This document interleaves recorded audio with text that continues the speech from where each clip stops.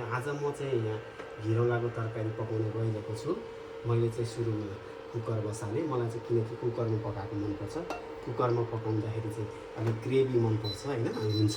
त्यो हुँदाखेरि चाहिँ मैले कुकरमा पकाउन गइरहेको छु। सुरुमा हामीले तेल तताउनुहोस्, अनि थोरै मेथी पड्काउनुहोस्।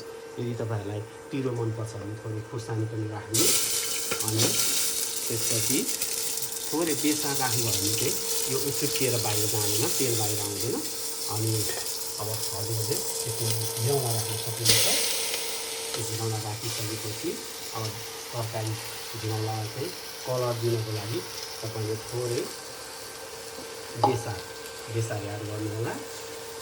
अनि त्यसपछि यसमा मैले थोरै अब अलिकति जिरा धनियाको पाउडर पनि हाल्न गइरहेको छु। अनि अब नुन चाहिँ हजुरहरूलाई कतिको मनपर्छ, यदि हजुरलाई टाढो मनपर्छ भने धेरै राख्नु सक्नुहुन्छ, र हजुरहरूलाई चाहिँ धेरै मन पर्दैन भने थोरै राख्न सक्नुहुन्छ। त्यसपछि म अब यसलाई चलाउन जाँदैछु। मैले यसमा चाहिँ अरू मसलाहरू त्यति राख्दिनँ, र यसमा चाहिँ लसुनहरू चाहिँ नराख्नु होला। लसुन राख्दाखेरि चाहिँ थोरै टेस्ट चाहिँ अलिक कसैलाई मन नपर्न सक्छ। यसमा चाहिँ हामीले सबैभन्दा बेटर उपाय के भन्दाखेरि यसमा अदुवा चाहिँ कहिले पनि राख्नको लागि नबिर्सिनु होला, किनकि अदुवाले घिरौँलाको तरकारीलाई टेस्टी गराउँछ, मिठो गराउँछ। अब म यसरी अदुवा हालेँ।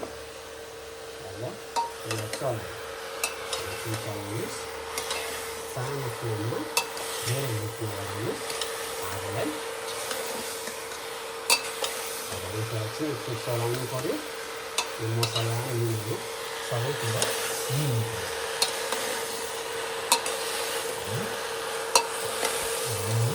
मसला खुर्सानी सबैतिर मिक्स भएको छ। अनि मैले आलुको फ्लेम पनि सानो लो हिटमा राखेको छु। अब एकछिन यसलाई थोरै 5 मिनट जति हल्का छोपेर राखिदिनु होला। त्यसपछि थोरै पानी निस्किन्छ। त्यसपछि यसको लागि चाहिँ हजुरहरूले गिर्को लाउन सक्नुहुन्छ।